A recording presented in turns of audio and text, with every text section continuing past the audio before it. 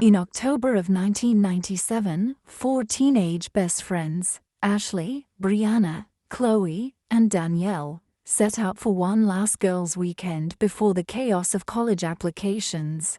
They chose a secluded cabin in the woods of Elder Creek, a forgotten corner of Vermont where cell signals died and strange stories lived. The cabin belonged to Brianna's great-aunt Lorraine, a woman the town had whispered about for decades. Some said she was a medium. Others swore she was a full-blown witch. The road into Elder Creek twisted like a serpent through shadowy forests. They arrived at the cabin near dusk, and it looked like something from an old horror movie. Slanted roof, dark windows, moss crawling up the wood like fingers. As they stepped inside, it felt like the air changed. Everything was thick, darker. The living room had a fireplace with a cracked portrait of a woman whose face had been scratched out. But what caught Danielle's eye was a porcelain doll in a red dress, sitting perfectly upright on the mantel. Its eyes looked too glassy, too human. Chloe, being the bold one, picked up the doll and joked, "Say hello to our fifth roommate." But Danielle felt cold the moment Chloe touched it. "You shouldn't mess with that," she muttered. Brianna shrugged it off. "It's just a doll." The first night passed with cheap wine, ghost stories, and nervous laughter. But at 2:47 a.m., Ashley disappeared. No one heard her leave. Her bed was empty, the front door ajar. The only sign of her was her phone, shattered on the porch, and strange black sludge smeared across the floorboards. Panic set in, but the nearest town was 20 miles away and there was no service. They searched the forest, screaming her name, but Elder Creek swallowed sound like a mouth. That night, Chloe found something scratched onto the cabin wall in dried blood. "She's awake." They thought maybe someone was messing with them, a squatter, a sick prank. But on the second night, the cabin turned hostile. The lights flickered constantly.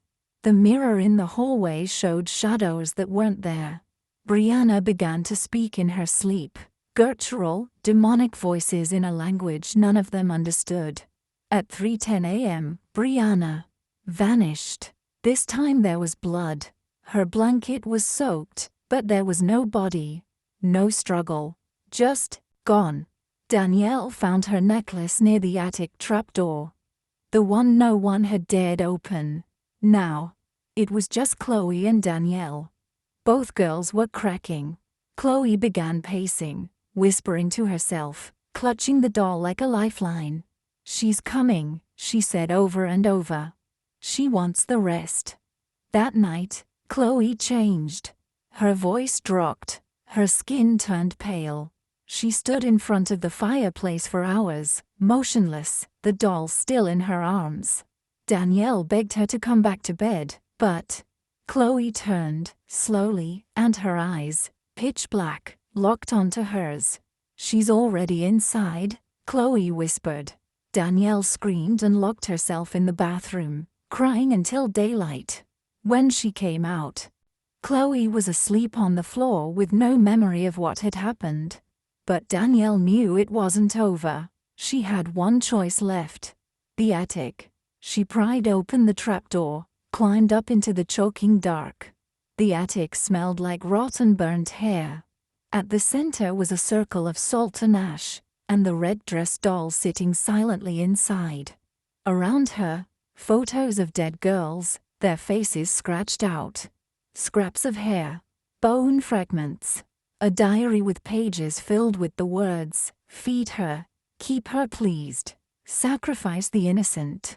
Suddenly, Chloe was there. Possessed again. Her voice no longer hers. "One must remain," the voice croaked. "One must carry her name." Danielle snapped. She grabbed a rusted iron fire poker from the wall and smashed the doll's face in, over and over. The attic erupted into chaos. A scream like every soul in hell blasted through the house. Windows exploded. The floor cracked. Blood dripped from the ceiling. Chloe dropped unconscious. The blackness vanished from her eyes. The curse was broken. The forest cleared. The fog lifted. Hours later, a rescue team found the girls wandering on the road, barefoot and silent. Ashley and Brianna were never recovered. Their disappearance remains unsolved. Chloe was hospitalized and never again spoke of what happened. Danielle left Vermont forever. She moved to Arizona, changed her name, and never looked back. But some nights, hikers say they hear two girls crying in the woods near the burned remains of the cabin. And every now and then, someone finds that porcelain doll in a red dress, sitting on the trail, eyes open, watching. The Curse of Blackwater Woods. A true American horror story. It was supposed to be the perfect weekend getaway. 4 best friends, Emily, Rachel, Sophie, and Madison, packed their bags and drove out to an old cabin deep in the heart of Oregon's Blackwater Woods. The cabin had belonged to Emily's uncle, who had disappeared without a trace in 1973. Since then, no one had dared to step foot in it. Locals said the forest was cursed, that a witch roamed the trees, that people who went in either came back broken or didn't come back at all. The girls didn't believe the stories. They were city girls, smart, modern, skeptical. They laughed as they unpacked their gear, joked about witches, and popped open bottles of wine. The first night was carefree. They told scary stories around the fireplace and dared each other to walk outside in the dark. Rachel said the woods felt too quiet, but no one listened. Not yet. The second day, things started to get strange. Sophie swore she saw a woman standing between the trees that morning. Tall, thin, in a black dress, hair covering her face. But when she blinked, the woman was gone. That night, the lights in the cabin flickered. Rachel's phone rang. A call from an unknown number, but no one spoke. Just heavy breathing and a whisper, "Don't leave." By midnight, the girls heard scratching under the floorboards. Then something knocking from inside the walls. Madison joked nervously that maybe rats had moved in. But the sounds weren't like rats. They were deliberate, like fingers, like claws. The next day, Rachel disappeared. They woke up and her bed was empty. Her phone was still charging. Shoes still by the door. They searched the cabin, then the woods, screaming her name. That's when they saw the footprints. Barefoot. Deep. Leading into the forest, and then stopping. Just stopping in the middle of the dirt. As if something had picked her up and carried her away. They went back to the cabin in a panic. Madison tried to call 911, but there was no signal. The sky turned gray, wind picking up. It felt like something ancient had awoken. That night, Emily found something behind a loose board in the attic. An old journal belonging to her uncle. The last page was smeared in dried blood. It read, "She comes at night. Her hunger never ends. She is made of ashen teeth. Burn the bones, or be hers." Before they could process it, Sophie screamed from the bathroom. They ran to her. The mirror had shattered on its own. Scratches appeared on her neck right in front of their eyes. 3D blinds, like invisible claws. Sophie collapsed, shaking, eyes wide with terror, whispering, "She touched me. She's real." Then the lights went out. In the pitch dark, they heard it, a wet, crawling sound. Breathing. A rasping laugh that sounded like it came from inside the walls. Madison held Sophie while Emily searched for the flashlight. In its beam, for one horrifying second, they saw her, hanging upside down from the ceiling, pale skin cracked, eyes glowing white, mouth open wider than any human mouth should be. The hollow woman. Emily threw the flashlight. They ran, but Sophie didn't make it. She was yanked backwards into the darkness, her scream cut off mid-breath. They turned to see her being dragged into the floor, the wood splitting open like a hungry mouth. Only Madison and Emily remained. They barricaded themselves in the kitchen. Madison was sobbing, clutching a knife. Emily remembered the journal, burn the bones. She ran back to the attic. The air grew thick and hot. She found a hidden compartment beneath the floorboards. Bones, wrapped in a bridal veil, blackened, cursed. As she lifted them, a whisper filled the attic. Put her down. The witch appeared again, inches from her face. Emily lit the match. The flame caught the veil. The bones burned fast. Smoke filled the room with screams not her own. The witch howled, fire crawling up her body. Emily stumbled back as the attic exploded in flame. The cabin shook. The walls cracked.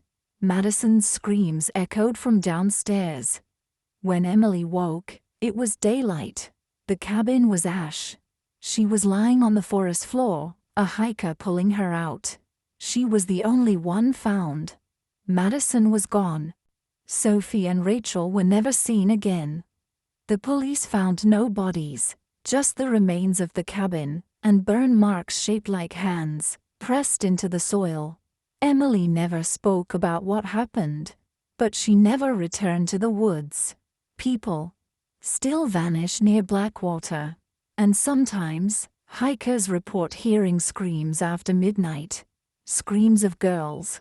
And once, someone said they saw a woman in a wedding veil, standing among the trees, whispering a single word over and over, mine. The Witch of Black Hollow, a true American horror story. It started with a dare. 4 college girls, Rachel, Emily, Samantha, and Brooke, known for their viral ghost hunting channel on YouTube, decided to film their most daring episode yet inside the Marlowe house, an abandoned mansion deep in the Appalachian wilderness. The house had a gruesome reputation. Locals called it cursed. They said, a witch named Eleanor Marlowe once lived there, burned alive by her own townspeople for performing dark rituals in the basement. They said anyone who entered her house after midnight never came out. But the girls didn't believe in fairy tales or folk horror. They believed in views and horror self. They reached Black Hollow on a freezing Friday night. The road into the ghost town was barely visible on GPS. The trees were unnaturally quiet, and even the birds seemed to avoid the place. The Marlowe house stood at the edge of the forest, blackened by fire, half collapsed, but somehow still alive. Brooke felt it first, a weight in her chest, like the air was thicker around that place. Emily joked that they were about to make history. Rachel, ever the skeptic, held the camera steady and led the way in. Samantha, tough as nails, followed with a flashlight and a crowbar. Brooke hesitated, but she followed too. The door creaked open by itself. The house smelled of old smoke and rot. Ash covered the furniture. On the walls were strange symbols burned into the wood, circles, spirals, eyes. The temperature dropped immediately. Their equipment began acting strange. The EMF reader blinked red. The spirit box screamed with static. Then, a voice came through, 4 enter, 1 leaves. Rachel rolled her eyes. Scripted legend. Probably a prank. But Brooke's hands were shaking. We shouldn't be here. They began filming in the living room. Suddenly, Emily vanished. No scream. No struggle. 1 second she was by the broken fireplace. The next she was gone. Completely. Impossibly gone. Her flashlight lay on the floor, still on. They replayed the camera footage.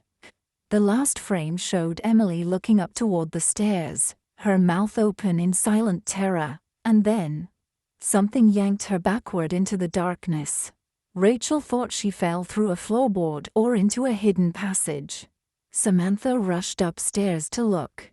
Brooke froze. "She's gone," she whispered.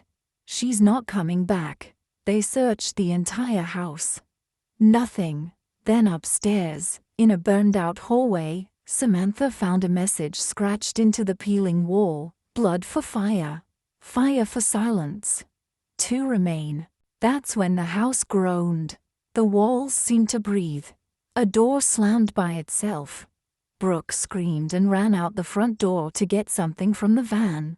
The others stayed inside. Seconds later, they heard a screech outside. Something unnatural, like metal tearing inside flesh. Rachel ran out. The van was smoking. The windshield shattered. The ground around the vehicle was blackened and steaming. Brooke's body was gone. Only her camera remained, melted plastic and all, except for a single still image saved in the cloud. Brooke floating above the van, arms limp, her eyes rolled back, and a dark shadow behind her, its face obscured by smoke and ash. Rachel wanted to leave. Samantha stopped her. "You leave now, you die running. We stay and burn her out." They remembered the story. Eleanor Marlowe had been burned alive in the basement. It was said she could only be destroyed by fire again. They went down into the basement, holding lighters and hairspray for flame. The stairs creaked like they were alive. The deeper they went, the darker it got. The basement was colder than death. Symbols covered every wall. In the center of the floor was a circle of charred bones, arranged around a pile of ash and hair. As Rachel stepped closer, the ashes stirred. A figure rose, tall, disfigured, its face flickering like a broken mirror. Its voice was like burning coals. 3 were mine. 1 resists. Let's burn again. Samantha screamed and threw the flame. Hairspray and lighter aimed at the circle. But the fire didn't touch the witch. Instead, Samantha flew backward, hitting the wall so hard her skull cracked. Audibly, blood poured from her ears. Her body crumpled to the ground, lifeless. Rachel stood alone. The witch stepped forward, its skin crackling, eyes burning red. Behind her, suspended midair, were the broken bodies of Emily and Brooke, their eyes open, their mouths sewn shut by strings of shadow. Rachel screamed in pure terror. But something clicked in her mind. The ash, the symbols, the blood. It wasn't just the fire that bound the witch. It was the circle. She had to break the circle. Rachel dove forward, grabbing a shattered wood beam and slicing through the bone ring. The moment the circle broke, the witch howled. A screech so loud the walls cracked. Flames erupted from the floor, not burning Rachel but engulfing the witch in a cyclone of fire. The air turned to smoke and screams. Rachel ran through the hallway, down the crumbling stairs, out into the woods. Behind her, the Marlowe house exploded in a storm of flame and ash, a pillar of black fire roaring into the sky. She didn't stop running until she reached the highway. A truck driver found her at dawn, barefoot, burned, screaming about witches and fire and floating bodies. She was taken to a psychiatric hospital for 3 months. Samantha was pronounced dead. Emily and Brooke were never found. No bodies, no remains, no bones. Rachel never returned to ghost hunting. She deleted her channel, moved away, changed her name. But every Halloween, she hears voices outside her window, whispers in the wind. Sometimes, her phone turns on by itself. A blurry video plays. Brooke's face, or Emily's eyes, always silent, always staring. And then, always at the end. That voice again, the one from the house, the one that says, "One left, one still burns." And she knows, The witch isn't gone. Just waiting. Waiting for Rachel to come back. Or worse, waiting to come get her. The Ravenhill Cabin Horror. True American horror story. Extremely scary. They were best friends since high school. Emily, Sarah, Jessica, and Rachel, 4 young women, inseparable and wild. Spirited. After college, they each went their separate ways, but every summer, they promised to reunite for one weekend to reconnect and relive the old times. This year, they chose a remote cabin deep in the Ravenhill woods of Oregon. The cabin was old, too old, built in the late 1800s and abandoned for decades before someone turned it into an Airbnb. It had no Wi-Fi, no signal, and no neighbors. For miles. Emily was the one who booked it. She found it through a weird blog titled, America's Forgotten Places. She thought it was mysterious and cool. She was wrong. They arrived on a Friday afternoon. The forest was unusually quiet, no birds, no rustling leaves, just an eerie stillness. Sarah joked, "Feels like we're in a horror movie already." Jessica rolled her eyes, "Don't jinx it." That night, as they sat around the fireplace, they heard scratching on the cabin walls. Rachel got up and peeked out the window. "Probably just raccoons," she said. But Emily's face turned pale. "I don't think raccoons have hands." They all laughed nervously, but something was wrong. The temperature dropped suddenly, the fire began to flicker, and the scratching stopped, only to start again. From inside their house. That night, none of them slept well. Emily swore she saw a tall shadow standing at the edge of her bed, watching her, breathing. The next morning, Jessica was gone. Her bed was cold. Her bags were still there. No one heard her leave. They searched the woods, called her name, checked every inch of the cabin. Nothing. Only deep claw marks were found on the inside of her window. Sarah was the first to say it. Something took her. Rachel refused to believe in anything supernatural. "We're just scared. Maybe she went hiking alone." But Emily knew. She kept dreaming of the same woman, pale skin, black hair like burnt ropes, mouth stretched from ear to ear, and eyes like pits of boiling tar. She would whisper, "One down." That night, Rachel disappeared. This time, they heard the screaming. It started as a shriek, then turned into violent choking, then silence. When they burst into her room, her body was gone. But the window was wide open, and the trees outside were bending, like something huge had just moved through them. On the floor, a single black feather. Emily broke down. "It's the witch of Ravenhill," she whispered. "She feeds on fear, and she's been here long before us." Sarah slapped her. "Snap out of it. We need to leave now." They packed whatever they could carry and bolted to the car. But the tires were slashed, ripped apart like paper. The forest around them began to groan. The trees shook violently. Then, from the tree line, it came, a tall, horrific figure cloaked in shadows. Long arms, no visible feet, face twisted like melting wax. The Ravenhill witch. Sarah screamed and ran toward the woods. Emily froze. The witch went after Sarah. Emily heard her screams echo, then nothing. Something in Emily snapped. She wasn't going to die. Like the others, she grabbed the emergency flare gun from the cabin, the one she saw in the old supply closet. She waited inside, holding her breath, crying silently. The witch entered the cabin, creaked under its weight.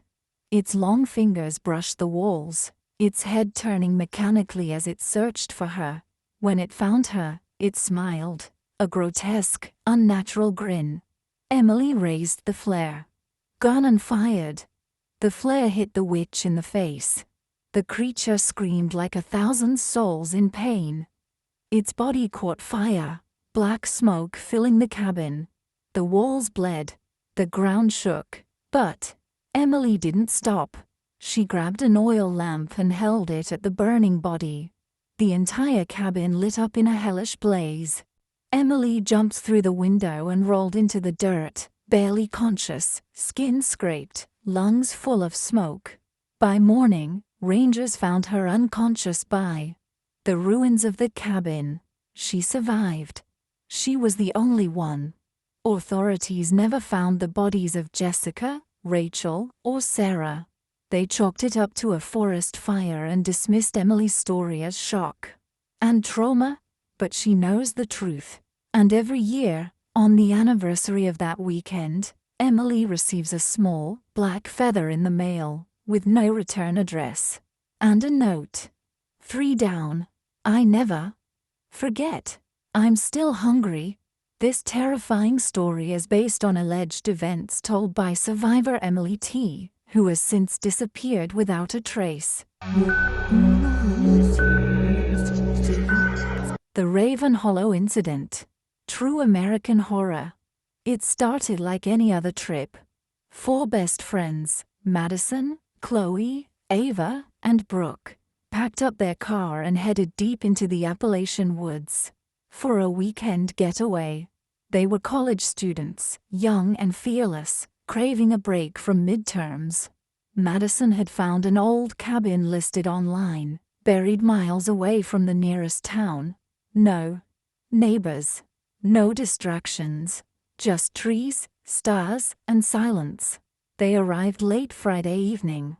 The road twisted for hours through dense forest until they reached a clearing where the cabin stood like a forgotten relic, weather-worn, surrounded by overgrown weeds, and silent.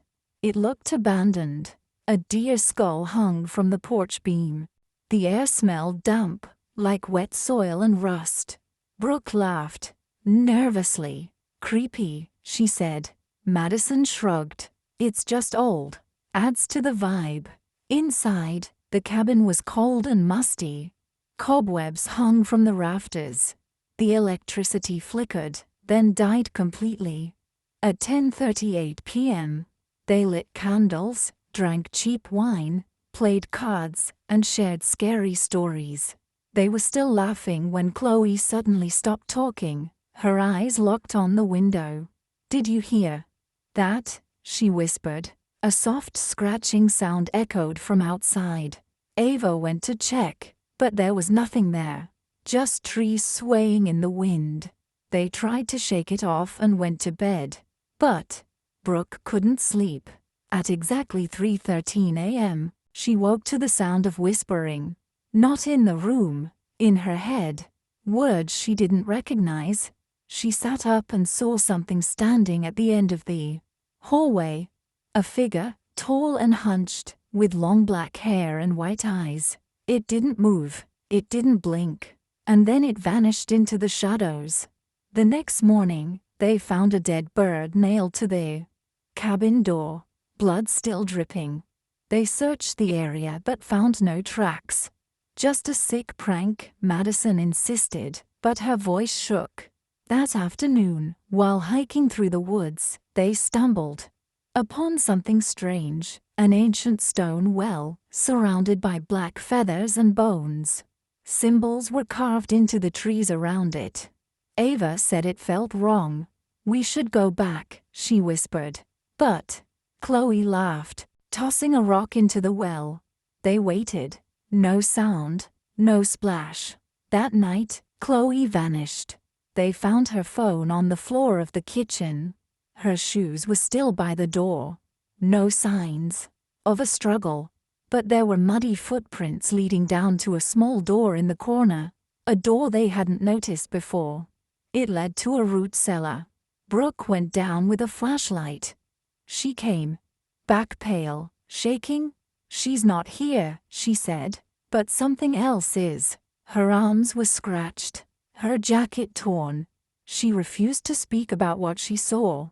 By morning, the door to the cellar was gone, replaced by smooth, untouched wall. They tried to leave, but the car wouldn't start. The road behind them was blocked by fallen trees. No signal, no power, no escape. That evening, Ava began to act strangely. She said she could hear Chloe calling from the woods. Her voice, soft and sweet, just beyond the tree line. Brooke begged her not to go, but Ava slipped out when no one was watching. Madison and Brooke chased her, screaming her name. They found her body hanging from a tree, upside down, throat slit, her eyes sewn shut with strands of hair. Madison collapsed. Brooke screamed until her voice broke. They dragged her back to the cabin, locked the door, and waited for sunrise. But it never came. The sky stayed black. At midnight, the witch appeared. She walks through the wall, tall, rotting, with a twisted face, empty sockets for eyes, and a grin that stretched from ear to ear, filled with black glass and broken teeth. Her fingers were long and wet, dripping with something, thick and dark. She went for Madison first. Brooke jumped between them. She fought, stabbed the witch with the iron fireplace poker. The creature laughed, split open into 1,000 screaming voices. Brooke kept swinging. Her arms bled, her eyes burned.